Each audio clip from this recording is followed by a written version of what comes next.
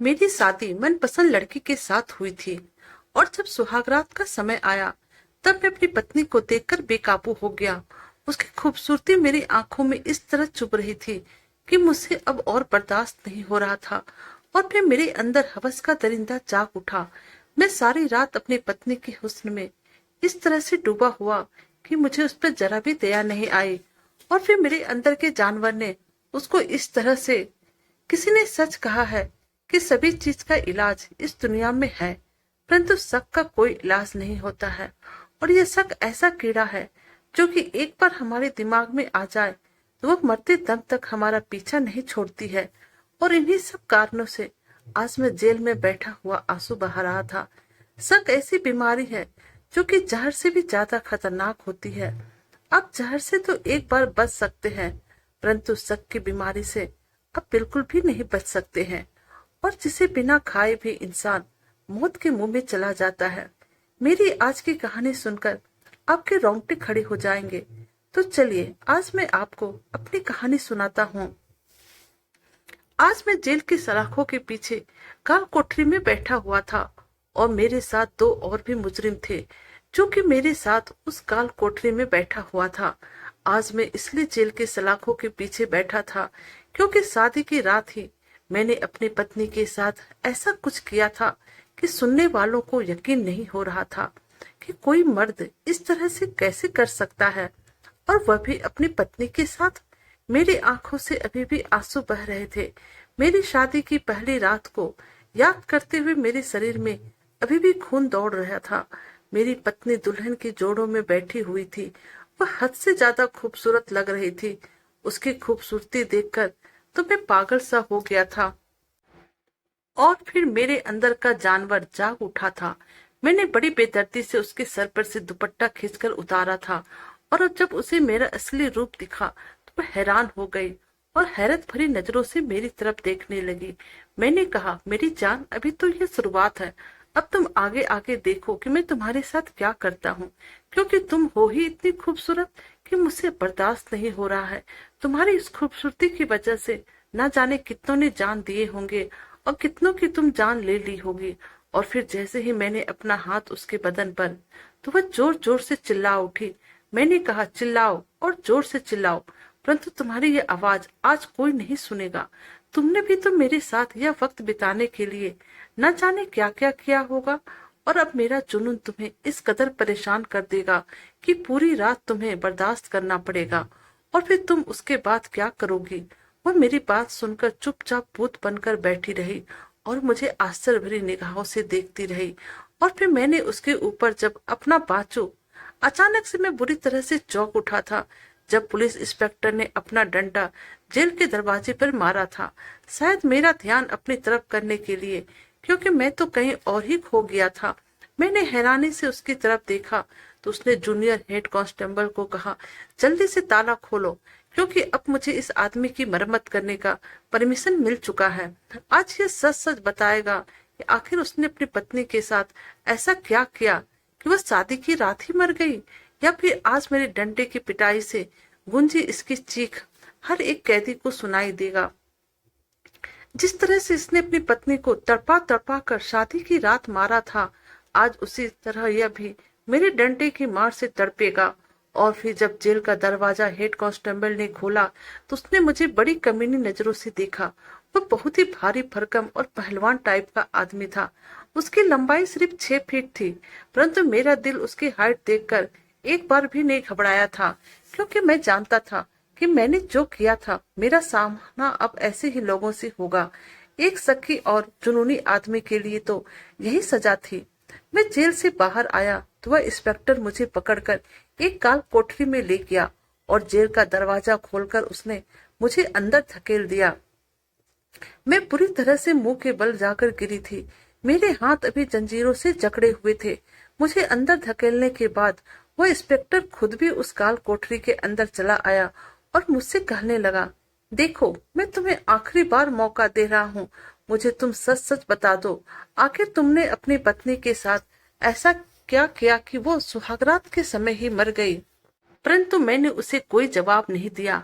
उसने अपना सवाल 3-4 बार दोहराया, लेकिन जैसे मुझे तो कोई फर्क ही नहीं पड़ रहा था। फिर उसने मुझसे कहा, लगता है तू इस तरह नहीं मानेगा। अपनी कैदी वर्दी के शर्ट के बटन खोल, आज मैं तेरा वह हर्ष करूंगा कि तू सच बताने पर मजबूर हो जाएगा। तू कैसा मर्द है रे, जो तू अपनी मासूम पत्नी का चेहरा भी नहीं दिखा। आखिर तूने शादी की रात उसके साथ क्या किया कि वह बेचारी तड़प तड़प कर मर गई? तेरे अंदर वो कौन सा जुनून था? और फिर इंस्पेक्टर ने मेरे बालों को बेदर्दी से पकड़कर जोर से तानते हुए कहा कि जल्दी तू सच बता दे कि तूने ऐसा क्यों किया। परंतु मैं था कि जैसे पत्थर का हो गया था। मुझे तो किसी बात का कोई असर ही नहीं हो रहा था। परंतु जब उसने अपने उस डंडे को मेरे पेट में दबाना चालू किया तो दर्द के मारे मैं बिलक गया और तब मैं चिल्लाकर कहा, मेरे हाथों की जंजीरों से खोलो, किसी लेडीज पुलिस वाली को मेरे पास भेजो। फिर मैं तुझे बताता हूँ कि मेरा जुनून क्या था और मेरे अंदर कौन सी आग थी। मेरा इतना बोलना था कि वो कहने लगा, तुझे मैं बताता हूँ, आज तेरा जुनून सारा निकाल कर रख दूंगा। उसने मेरी कैदी वर्दी को फाड़ कर टुकड़ों में कर दिया और मेरे कमर पर डंडा बरसाना शुरू कर दिया था। उस आदमी के पहले डंडे ने तो मेरे पूरे बदन में करंट दौड़ा दिया था। पहला डंडा बड़ी जोरदार महसूस हुआ था, लेकिन उसके बाद जो ताबड़तोड़ डंडे मेरी कमर पर पड़ने लगे तो मेरा पूरा बदन सुन करके रख दिया। अब तो वह डंडों का असर महसूस भी नहीं हो रहा था और ना ही मुझे तकलीफ हो रही थी। परंतु कुछ देर बाद मुझे बहुत ज्यादा दर्द हो रहा था, इतना कि मैं बर्दाश्त नहीं कर पा रहा था। लेकिन जो परेशानी और जो दर्द मैं झेल चुका था, शायद वह दर्द इसके मुकाबले में बहुत कम था। 20 से 25 मिनट तक बराबर वह इंस्पेक्टर मेरे बदन पे डंडा मारता रहा, लेकिन मेरी जुबान टस से मस नहीं हुई थी। वो खुद भी अब थक चुका था, इसलिए पूरी तरह से पसीने से भींगा हुआ था और कांप रहा था। पसीना तो मेरे बदन से भी बह रहे थे और मेरा पूरा शरीर दर्द के मारे फूल चुका था। अब उसने गुस्सा से मेरा बाल पकड़ा और बुरी तरह से खींचते हुए बोला, क्यों नहीं बता देता कि तूने उस रात क्या किया था अपनी पत्नी के साथ, जो कि एक रात में ही मर गई? इतनी वहशी जुनून तेरे अंदर कहाँ से आया, जो पहली रात ही तूने अपनी पत्नी का कत्ल कर दिया? अब मैंने थोड़ा मुस्कुराकर उसकी तरफ देखा और कहा, मैंने तो उससे मोहब्बत की थी। अगर वह न समझ सकी तो मैं क्या कर सकता था? वह एक रात में मेरे प्यार के प्यास को नहीं बुझा सकी और वह मर गई। इसमें मेरी क्या गलती है? मैं क्या कर सकता हूँ? उसे मेरे साथ पूरी जिंदगी बितानी चाहिए थी। उसे तो यह सब मुझसे शादी करने से पहले सोचना था। तो इंस्पेक्टर कहने लगा, मेरे सामने ज्यादा ड्रामा करने की जरूरत नहीं है और ज्यादा पहेलियां बुझाने की भी जरूरत नहीं है। पोस्टमार्टम रिपोर्ट कल तक आ जाएगी और उससे पता चल जाएगा कि तूने अपनी पत्नी के साथ क्या किया था। यह सुनकर पहली बार मेरा दिल धड़का था, क्योंकि पोस्टमार्टम रिपोर्ट तो मेरे हर राज को खोलकर रख देता। मैं चुप हो गई थी। वह आदमी कहने लगा, जिस तरीके से तूने उसे मारा, उसके घर वाले रो रो कर कह रहे थे कि तूने जानबूझकर उसकी बेटी को अपने प्यार के जाल में फंसाया और फिर उसका कत्ल कर दिया। यह तेरी सोची समझी साजिश थी। यह मौत कोई अचानक से हुई मौत नहीं थी। कल की रिपोर्ट तुझे मुजरिम साबित कर देगा और फिर देखना तेरा क्या हाल होगा। अब तू नहीं बचेगा और तुझे मौत के घाट मैं ही उतारूंगा। यह कहकर वह जेल के बाहर निकल गया और फिर मुझे दोबारा ले जाकर वहीं पर बंद कर दिया। जिस जेल में पहले से ही बंद था, वहां पर मौजूद पहले से 2 कैदी मुझे चुपचाप देख रहे थे, क्योंकि मेरे बदन से अब खून निकल रहा था। मैं बिना किसी की तरफ देखे चुपचाप एक कोने में जाकर बैठ गया और अपनी जिंदगी के बारे में सोचने लगा। मेरे लिए एक दुख भरी कहानी थी। बहुत मोहब्बत की थी मैंने अपनी पत्नी संजना से। मैं उसे दिलो जान से प्यार करता था। वो ही मेरी दुनिया थी और वो ही मेरी सब कुछ थी। परंतु एक मर्द सारी दुख तकलीफ बर्दाश्त कर सकता है, लेकिन एक औरत की बेवफाई वह कभी भी बर्दाश्त नहीं कर सकता है। और मेरे साथ भी ऐसा ही कुछ हुआ था।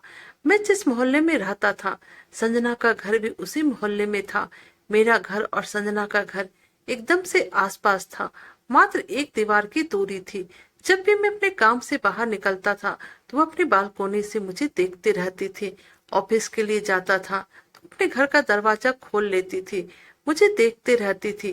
पहले तो मैंने इस बात को नजरअंदाज किया, क्योंकि मैं बस अपने काम से ही काम रखता था।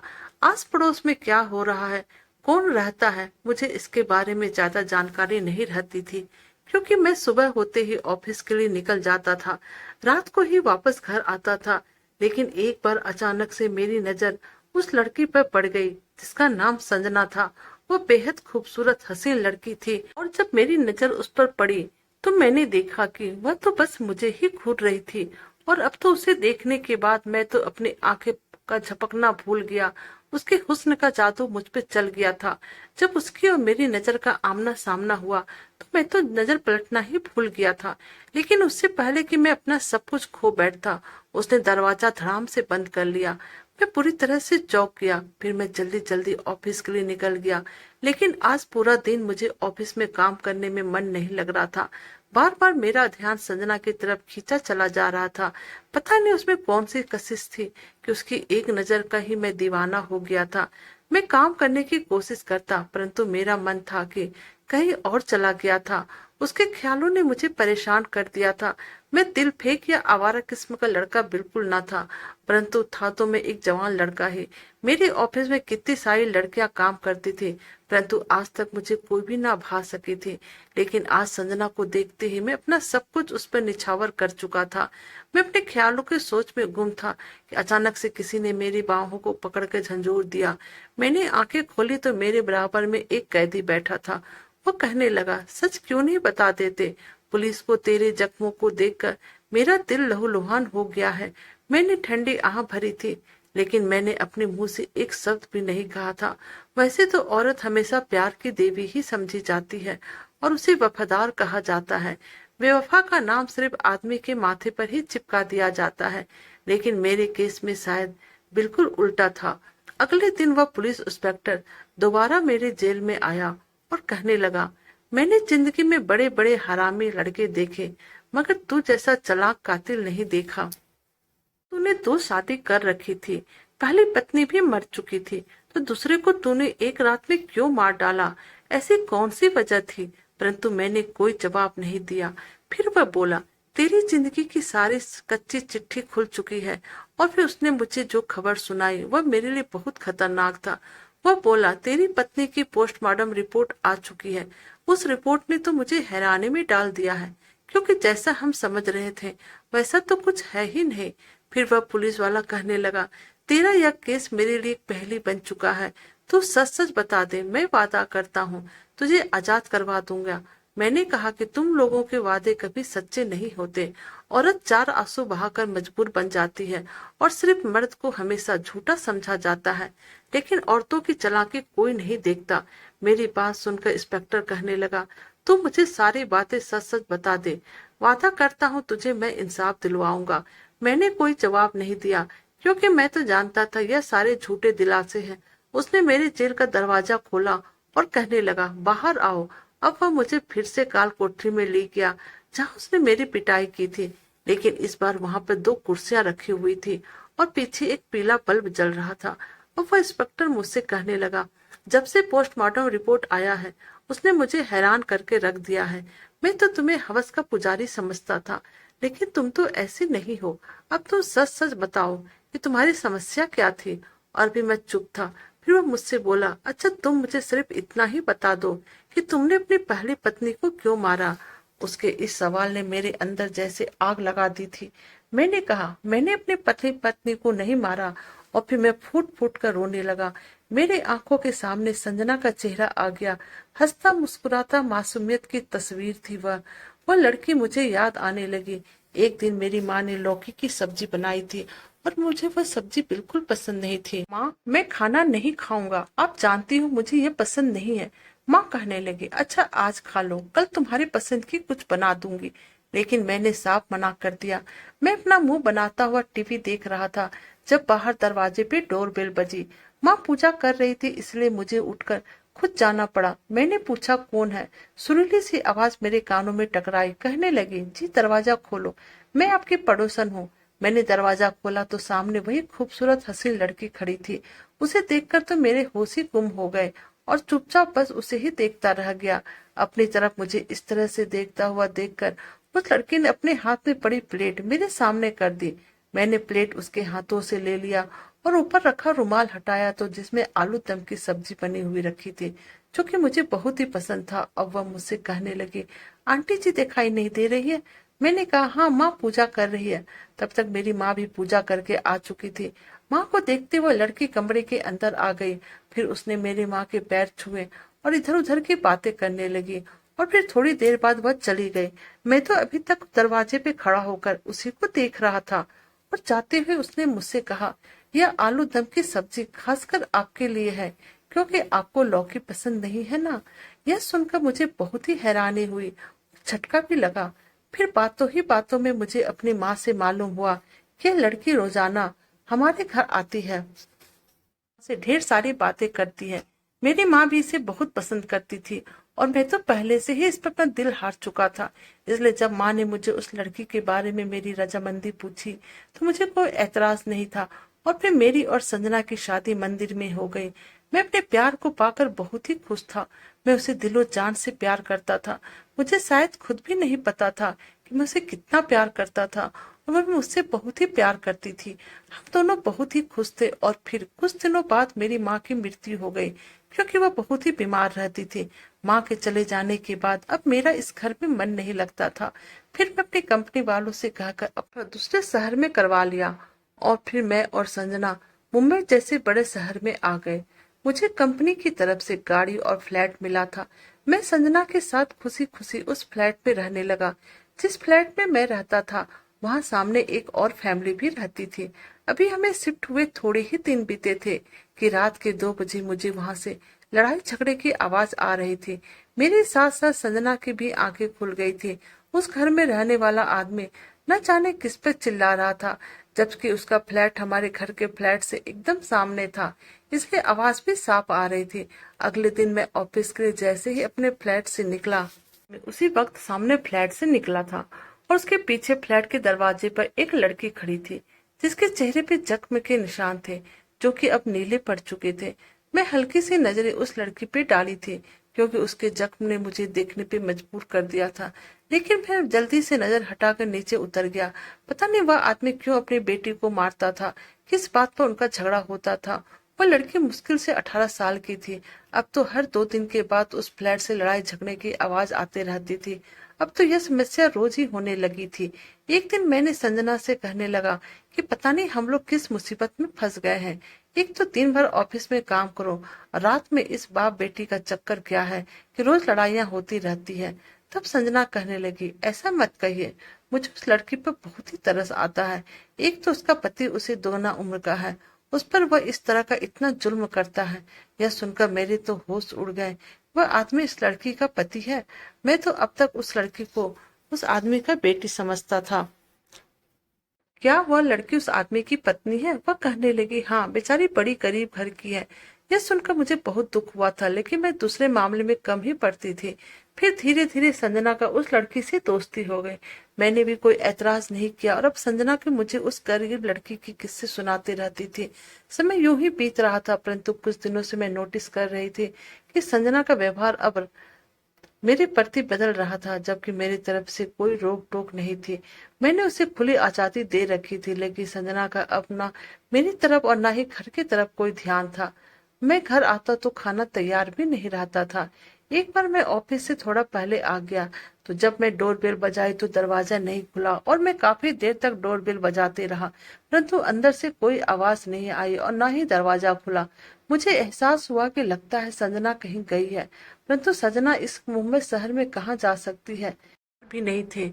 मुझे लगा कि हो सकता है संजना उस लड़की के घर में हो, क्योंकि वह लड़की ही एक थी जो संजना की दोस्त थी। अब मैं उस लड़की के दरवाजे पे कॉल बेल बजाने लगा, और थोड़ी ही देर बाद उस लड़की ने दरवाजा खोल दिया। मैंने उससे कहा, क्या मेरी पत्नी संजना आपके घर में है? तो वो कहने लगी, नहीं, वह तो यहाँ पर नहीं है, पर हाँ, एक हैंडसम नौजवान लड़का आया था, और मैंने उसके साथ आपकी पत्नी को जाते हुए देखा था। शायद उसका भाई होगा। उस लड़की की बातों ने मुझे चौंका कर रख दिया था, क्योंकि संजना का तो कोई भाई था ही नहीं, और इस मुंबई जैसे शहर में ना ही उसका कोई रिश्तेदार था, ना ही कोई मिलने जुलने वाले था। मैंने जल्दी से अपना मोबाइल निकाला और संजना को फोन किया, परंतु संजना का नंबर मिल ही नहीं रहा था। अब मुझे परेशानी होने लगी। वहां गई और किस लड़के के साथ गई थी। अब वह लड़की पूनम कहने लगी, ऐसा करिए, आप कुछ देर मेरे घर पर बैठ जाइए, संजना आ जाएगी तो फिर आप अपने घर चले जाइएगा।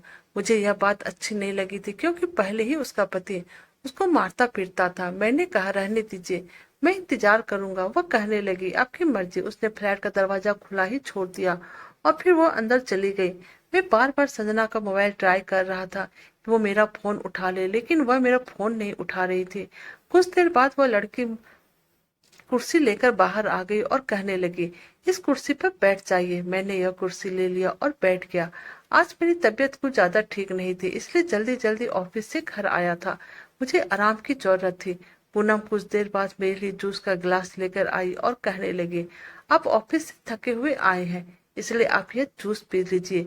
संजना भी आती ही होगी, वैसे भी तो पिछले 3 घंटे से गई हुई है और अब तक तो उसे आ ही जाना चाहिए था। इसलिए मैंने वह जूस का ग्लास ले लिया और जूस पीकर संजना का इंतजार करने लगा। और अब करीब 2 घंटे बीत चुके थे। मैंने देखा कि संजना सीढ़ियां चढ़ रही थी। मुझे देखते ही वह बोली, आप इतना जल्दी आ गए। मैंने उनसे कहा कि मैं 2 घंटे से तुम्हारा इंतजार कर रहा हूँ और तुम्हारा मोबाइल भी नहीं लग रहा है। तुम कहाँ गई थी और किसके साथ गई थी? परंतु उसने मेरे सवालों का कोई जवाब नहीं दिया और उसने जल्दी से चाबी निकाली और दरवाजा खोलने लगी और कहने लगी, अभी 2 घंटे पहले ही मैं तो गई थी, बस बाजार से कुछ सामान लाना था। उसके हाथ में बस एक पॉलीथीन थी। वह कहने लगी, मैं सामने वाले फ्लैट के पूनम को बता कर गई थी, उसने आपको बताया नहीं? वह फ्लैट का दरवाजा खोल चुकी थी। मैंने फिर से एक बार अपना सवाल दोहराया था थी और किसके साथ गई थी? कहने लगी, क्या हो गया आपको? अकेले गई थी और यहाँ पास में जो मार्केट है वहां तक गई थी। वह पॉलिथीन से दूध के डब्बे और किचन का दूसरा सामान सब निकाल रही थी। फिर अपना पसीना पोंछते हुए कहने लगी, मैं तो समझी थी कि मार्केट सामने है और मैं पैदल ही निकल पड़ी, परंतु मार्केट काफी दूर था, इसलिए पैदल आने जाने में टाइम का पता ही नहीं चला और 2 घंटे का समय निकल गया। मैंने उससे कहा, मैं तुम्हारा इंतजार 5 घंटे से कर रहा हूँ। मेरी यह बात सुनते ही उसने मेरी तरफ हैरानी से देखा था और मुझसे कहने लगी, आज आपको क्या हो गया है? बिना वजह से मुझसे बहस कर रहे हैं और मुझ पर बस शक ही किए जा रहे हैं। आपको नहीं कहा, क्योंकि मैं भी अपने दिमाग में शक का कीड़ा नहीं पालना चाहता था और फिर मैं चुप हो गया। परंतु अगले दिन ही मैंने देखा कि जब मैं ऑफिस से आ रहा था, संजना सीढ़ियों पर एक लड़के से हंस हंस कर बातें कर रही थी और यह देखकर मेरा खून खौल उठा। वह लड़का संजना को कह रहा था कि लाइए, मैं आपका सामान आपके फ्लैट में पहुंचा देता हूँ, आप इतने भारी वजन क्यों उठाएंगे? लेकिन वह बार बार मना कर रही थी और बोल रही थी, मेरा तो रोज का काम है, आप कब तक मेरी यूं ही हेल्प करते रहेंगे? मैं तेजी से चलता हुआ संजना के पास पहुंचा तो वह लड़का मुझे देखते ही भाग गया। मैं संजना को पूछा, कौन था ये लड़का? और उसने पलटकर मेरी तरफ देखा और कहने लगा, अच्छा हुआ आप आ गए, थक गई हूँ। आप तो सुबह सुबह ऑफिस चले जाते हो, घर की सारी जिम्मेदारी मुझ पर होती है। पहले बाजार जाओ, फिर लेट कर आओ और फिर पकाओ। संजना मेरी बात पलटकर अपनी बात कहने लगी थी। मैंने फिर संजना से उस लड़के के बारे में पूछा तो कहने लगे, इसी बिल्डिंग का लड़का है, उसने मुझे सामान उठाते देखा तो पूछ लिया था। अक्सर ही जब मैं घर पे आता तो संजना घर पे नहीं होती थी और फिर जब मैं पूनम से पूछता तो वह कहती थी, उसे लड़के के साथ गए हुए 3 घंटे हो गए हैं। बात पर लड़ाई करने लगा। मैं उससे कुछ पूछता तो वह बस मुझे हैरत भरी नजरों से देखती थी और मेरी बात का कोई जवाब ही नहीं देती थी। एक बार मैं ऑफिस से घर आया तो घर का दरवाजा खुला हुआ था।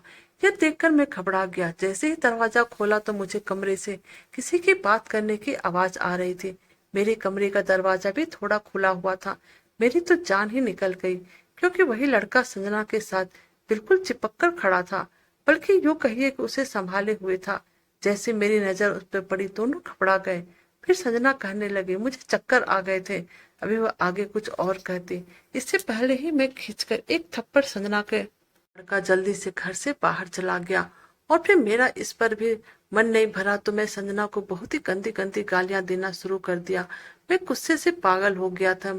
मैं मुझमें अपनी पत्नी की बेवफाई बर्दाश्त नहीं हो रही थी और गुस्से में मैंने संजना को घर से निकलने के लिए कह दिया। और फिर आधा घंटे बाद ही मुझे एक कॉल आया कि रेड रोड क्रॉस करते हुए आपकी पत्नी का एक्सीडेंट हो गया, वह मौके पे ही मर चुकी है। मेरे लिए यह खबर किसी धमाके से कम नहीं था। हो गया था। लेकिन मुझे पर यह बात बिल्कुल बर्दाश्त नहीं थी कि मेरी पत्नी मेरे साथ धोखाबाजी करे और मुझसे बेवफाई करे। कुछ दिन बाद मुझे सामने वाले फ्लैट से पूनम के पति का खबर मिला था। अचानक उनका हार्ट अटैक हुआ था और वह मर गए। पूनम भी अब अकेली और बेसहारा हो गई थी। एक बार वह मुझसे कहने लगे, तुम मुझसे शादी कर लो, मुझे भी एक सहारे की जरूरत है। मैंने हाँ कह दिया और फिर मेरी और पूनम की शादी हो गई। दुल्हन बनकर मेरे कमरे में बैठी थी और जैसे ही मैं कमरे में दाखिल हुआ तो वह फोन पर किसी से बात कर रही थी। उसकी बातों ने तो मेरा होश ही उड़ा कर रख दिया था। वह किसी से कह रही थी, मैं तुम्हारे पैसे बहुत जल्दी तुम्हें दे दूंगी। तुमने कमाल का काम किया है। तुमने संजना के पति के दिमाग में जो सबका कीड़ा पलने दिया, मेरा पत्ता तो आसानी से साफ हो गया। वह बेचारी तो निर्दोष थी, परंतु बेमौत मारी गई और जिंदगी भर के लिए उसके माथे पर बेवफाई का दाग लग गया। उसे हटाने के लिए उसे जहर दे दिया, क्योंकि वह बुढ़ा मेरे गलत संबंध की वजह सुबह सुबह ही मुझे मारता था। किसी को शक भी नहीं हुआ और मुझे अपनी मोहब्बत मिल गई और उनको देखते ही मैं अपना होश खो बैठी थी, इसलिए आज उससे शादी भी कर लिया। यह सब सुनकर मेरा खून खौलने लगा था। उस लड़की ने क्या घटिया खेल खेला था मेरे साथ। हुआ उसकी वजह से मैंने अपनी मोहब्बत को खो दिया था, इसलिए उसका दुपट्टा बेदर्दी से उतारा और उसके बाद उसका गला दबाकर मैंने उसे मार डाला। मैंने उसके साथ कोई भी संबंध नहीं बनाया था और यही उसकी पोस्टमार्टम रिपोर्ट में आई थी। उसने मेरा घर बर्बाद करके रख दिया था। मैं उसे कैसे छोड़ सकता था। मेरी बात सुनकर वह पुलिस वाला भी चुप हो गया था। मिलनी थी, लेकिन मेरी गलती सिर्फ इतनी ही थी कि मैं इतनी प्यार करने वाली पत्नी पर शक किया। मुझे आप लोगों से यही निवेदन है कि मैं तो अपनी पत्नी को दोबारा कभी नहीं पा सकता, लेकिन आप लोगों से यह कहता हूँ कि आप लोग अपने घर में लड़ाई झगड़ा ना करें। अगर कोई बात है तो बैठकर बात करें, क्योंकि बातें करने से ही समस्याओं का हल होता है और उसकी जिंदगी बर्बाद होती है। दोस्तों, आपको हमारी यह कहानी कैसी लगी, प्लीज आप हमें कमेंट कीजिएगा। अगर आप हमारे चैनल पर नए हैं तो हमारे वीडियो को लाइक, सब्सक्राइब और शेयर कीजिएगा। Thank you.